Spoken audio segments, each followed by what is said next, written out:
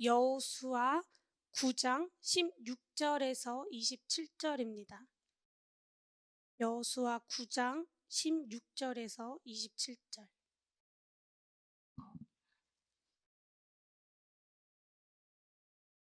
네, 여호수아 9장 16절에서 27절입니다. 제가 먼저 읽겠습니다. 그들과 조약을 맺은 후 사흘이 지나서야 그들이 이웃에서 자기들 중에 거주하는 자들이라 함을 들으니라.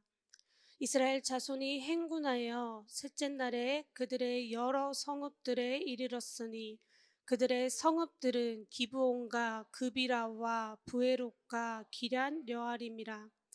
그러나 회중 족장들이 이스라엘의 하나님 여호와로 그들에게 맹세했기 때문에 이스라엘 자손이 그들을 치지 못한지라. 그러므로 회중이 다 족장들을 원망하니 모든 족장이 온 회중에게 이르되 우리가 이스라엘의 하나님 여호와로 그들에게 맹세하였은즉 이제 그들을 건드리지 못하리라.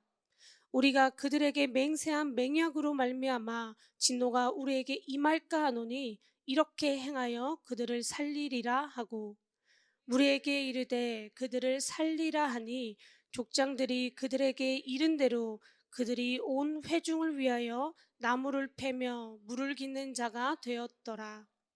여호수아가 그들을 불러다가 말하여 이르되 너희가 우리 가운데에 거주하면서 어찌하여 심히 먼 곳에서 왔다고 하여 우리를 속였느냐. 그러므로 너희가 저주를 받나니 너희가 대를 이어 종이 되어 다 내 하나님의 집을 위하여 나무를 패며 물을 깃는 자가 되리라 하니 그들이 여호수아에게 대답하여 이르되 당신의 하나님 여호와께서 그의 종 모세에게 명령하사 이 땅을 다 당신들에게 주고 이 땅의 모든 주민을 당신들 앞에서 멸하라 하신 것이 당신의 종들에게 분명히 들리므로 당신들로 말미암아 우리의 목숨을 잃을까 심히 두려워하여 이같이 하였나이다. 보소서 이제 우리가 당신의 손에 있으니 당신의 의향에 좋고 옳은 대로 우리에게 행하소서. 여호수아가 곧 그대로 그들에게 행하여 그들을 이스라엘 자손의 손에서 건져서 죽이지 못하게 하니라.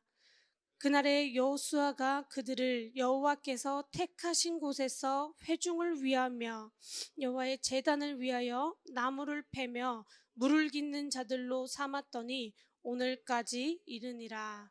아멘.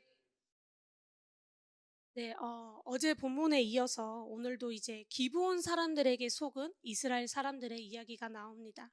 오늘 본문 16절에서는 이스라엘 자손들이 기브온 사람들에게 조약을 맺고 3일이 지나서야 자신들이 속은 것을 알았다라고 말하고 17절부터 구체적으로 그 상황을 설명해 줍니다.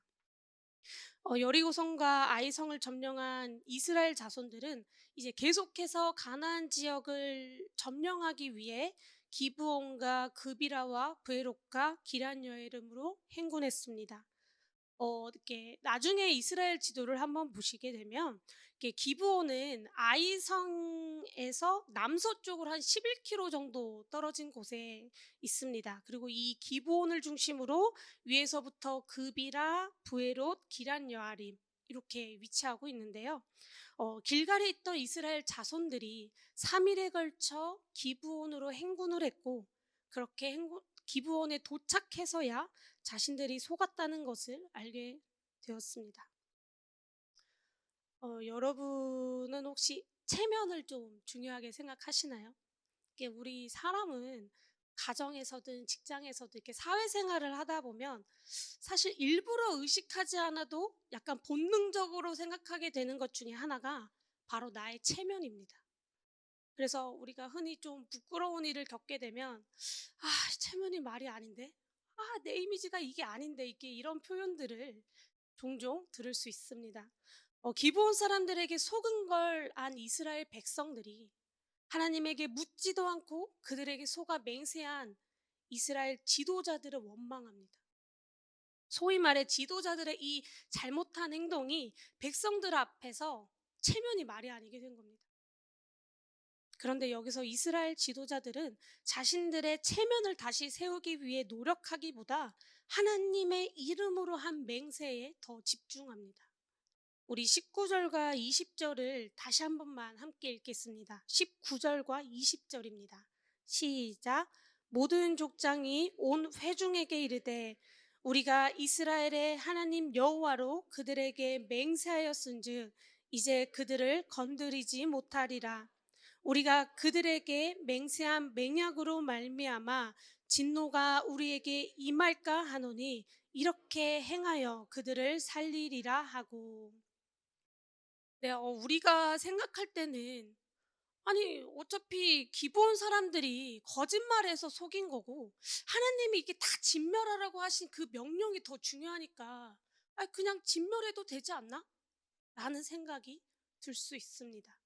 그런데 이 고대 근동의 문화에서 맹세라는 것은 인간의 이름으로는 할 수 없는, 반드시 신의 이름으로만 할 수 있는 행위였습니다. 물론 우리가 이렇게 일반적으로 하는 이 약속이라는 것도 매우 중요하지만 이 당시에 맹세는 약속과는 전혀 다른 차원의 자신들이 믿는 신의 명예를 거는 일이었습니다. 때문에 함부로 맹세를 해서도 안 되고 한 번 한 맹세는 함부로 깰 수 없었습니다.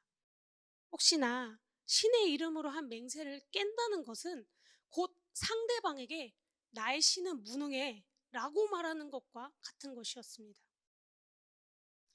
오늘 본문 20절에서 지도자들이 비록 하나님께 묻지도 않고 한 맹세라고 해도 이미 그 맹세에 하나님의 이름이 걸려있기 때문에 이 맹세를 깨면 하나님의 진노가 임할까 두려워한다는 것은 바로 이런 배경을 담고 있습니다.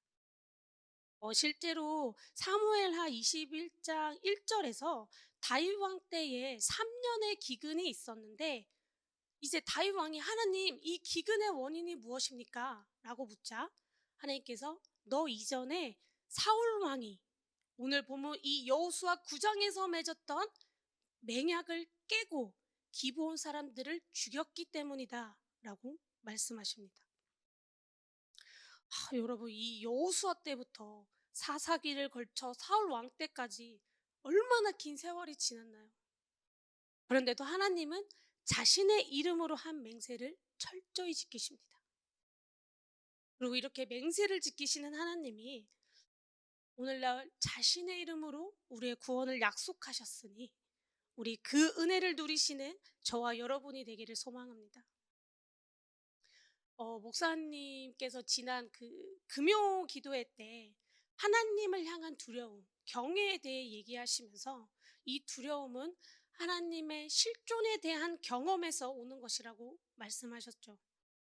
광야에서 수없이 하나님의 실존을 경험했던 이 이스라엘 지도자들은 하나님에 대한 그 두려움으로 자신들의 체면을 생각하기보다 하나님과 이스라엘 백성들 앞에 자신들의 잘못을 인정하고 기브온과의 맹세를 지킬 수 있도록 백성들을 설득했습니다. 이스라엘 지도자들은 하나님을 경외하며 자신들을 낮추기를 주저하지 않았습니다. 우리가 살면서 사실 정말 다양하고 많은 실수와 잘못들을 하지만 근데 막상 또 자기 잘못을 인정한다는 것이 참 쉽지는 않더라고요. 그래서 사람들 앞에서 좀 내 체면이 구겨질까, 내 이미지가 망가지진 않을까, 사실 이런 것들을 걱정하는 것이 우리 모두가 가지는 생각입니다. 심지어 그 잘못을 지적하신 분이 하나님이어도 그렇습니다. 근데 우리가 이 문제에 대해 오늘 이스라엘 지도자 말고도 성경에서 볼 수 있는 매우 좋은 인물 두 사람이 있는데요. 바로 사울 왕과 다윗 왕을 잠깐 얘기해 보겠습니다. 어느 날 사무엘 선지자가 이제 아말렉을 공격하려는 사울 왕에게 그 여호수아가 여리고를 치는 것처럼 그 나라의 사람과 짐승, 좋은 물건들을 남기지 말고 다 진멸해라. 어느 것도 남기지 말아라. 라고 전합니다. 그런데 사울 왕은 자기 마음대로 아말렉 왕을 살려주고 하나님한테 제사할 거야 라고 하면서 좋은 물건들을 남겨놓습니다. 그리고 전쟁이 끝나고 이제 제단을 쌓고 사무엘 선지자를 기다리는데, 사무엘 선지자는 막상 이 사울 왕을 보자마자 그가 모든 것을 진멸하라고 하신 하나님의 명령을 듣지 않았다는 것을 책망하며 함께 제단에 가지 않겠다라고 말하죠. 이때 사울 왕의 반응을 혹시 기억하시나요? 사울 왕이 사무엘 선지자에게 이렇게 말합니다. 아, 그래요. 내가 잘못한 거 알겠어요. 알겠는데 내 백성들 앞에서는 내가 높아질 수 있게 좀 같이 가주세요. 그리고 당신의 하나님에게 경배하게 하세요. 라고 말합니다. 사울왕은 자신을 책망하는 하나님의 말씀보다 자신의 체면을 더 중요하게 여겼습니다. 그리고 그 같은 장에서 하나님은 사울에 대해 뭐라고 말씀하시나요? 하나님께서 그를 버리셨다. 이에 반대로 다윗 왕은 하나님 앞에 자신의 체면을 세우지 않는 사람이었습니다. 여호와의 법궤가 예루살렘으로 돌아올 때 다윗은 왕임에도 불구하고 백성들 앞에서 찬양하며 춤추기를 부끄러워하지 않았고, 밧세바 사건으로 책망을 받을 때는 신하들이 보고 있음에도 며칠이고 무릎을 꿇고 회개하는 것에 집중했습니다. 그리고 우리는 하나님께서 이런 다윗을 얼마나 사랑하셨고 이스라엘 역사에서 어떻게 중요한 인물로 세우셨는지를 너무나 잘 알고 있습니다. 우리는 하나님 앞에 자신의 연약함이나 잘못됨을 인정하고 낮아질 수 있어야 합니다. 다음으로 기브온 사람들을 보겠습니다. 적과 꿀이 흐르는 땅, 이 가나안 지역에서 기브온 사람들 역시 분명 부족하지 않은 생활을 했을 것입니다. 그런데 그들이 왜 이스라엘 자손들을 속여가며 종이 되기를 선택했을까요? 이 당시에 하나님의 제단을 위해 물을 깃고 나무를 팬다는 것은 엄청난 고강도의 노동을 의미하는 거였습니다. 여러분들이 예레미야나 레위기나 이렇게 율법서가 있는 것들을 보시면 하루에도 제사들이 얼마나 많고 이 한 번의 제사를 드리기 위해 뭘 다 물을 뿌리고 다 태우고 이걸 얼마나 많은지 아실 수 있어요. 그래서 아마 이들은 정말 쉬지 않고 일해야 했을 겁니다. 그리고 지위도 종들 중에 가장 낮은 지위였습니다. 그럼에도 이들이 종이 되기를 선택했던 것은 오늘 본문 24절에 있습니다. 우리 24절을 한번 같이 읽어보겠습니다. 오늘 본문 24절입니다. 시작. 그들이 여호수아에게 대답하여 이르되 당신의 하나님 여호와께서 그의 종 모세에게 명령하사 이 땅을 다 당신들에게 주고 이 땅의 모든 주민을 당신들 앞에서 멸하라 하신 것이 당신의 종들에게 분명히 들리므로 당신들도 말미암아 우리의 목숨을 잃을까 심히 두려워하여 이같이 하였나이다. 아멘. 기본 사람들은 하나님에 대한 이야기를 듣는 것만으로도 하나님을 두려워하였습니다. 그리고 그 두려움 앞에 차라리 종이 되기를 스스로 낮추는 믿음의 결단을 보였습니다. 더 나아가 25절에 자신들의 운명을 하나님께 맡겨놓습니다. 25절입니다. 보소서, 이제 우리가 당신의 손에 있으니 당신의 의향에 좋고 옳은 대로 우리에게 행하소서 한지라. 하나님을 인정하고 두려워함으로 스스로 낮추기를 주저하지 않았던 이 기브온은 이후에 이스라엘 역사에서 매우 중요한 축복의 땅이 됩니다. 그래서 열왕기 3장에 보시면 솔로몬 왕이 하나님께 1000번제를 드린 후에 밤에 하나님을 만나 그 유명한 지혜를 주세요 라고 해서 지혜를 얻는 곳이 바로 이 기브온입니다. 그리고 또한 이 기브온 민족들은 이때부터 계속 유대인들과 함께하면서 느헤미야 3장에서는 포로기 이후에 이들이 유다 사람들과 함께 예루살렘으로 돌아와 성벽 재건에도 참여했다고 말합니다. 기브온 사람들은 원래 모두 진멸당해야 했던 족속이지만 하나님을 두려워함으로 자신들을 낮췄던 그 믿음의 행위가 그들을 종으로나마 살게 하고 이후에는 긴 하나님의 역사에 동참하게 만들었습니다. 오늘 우리는 본문을 통해 낮아짐의 두 가지 모습을 보았습니다.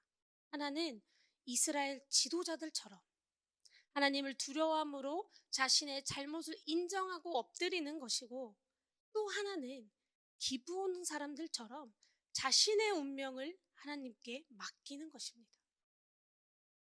우리가 스스로 그래 맞아 낮아져야지 라고 결단하는 그 마음도 사실 너무 귀하지만, 이게 우리 스스로를 진정한 낮아짐으로 이끌지는 못하더라고요. 나의 결단으로만 하는 낮아짐은 불쑥불쑥 내가 위협당한다, 공격당한다, 내가 좀 부족한 게 너무 보여진다 싶어지면 조금씩 자꾸 좀 올라가고 싶은데 아닌데 나 그런 사람 아닌데 자꾸 이렇게 올라오게 만듭니다.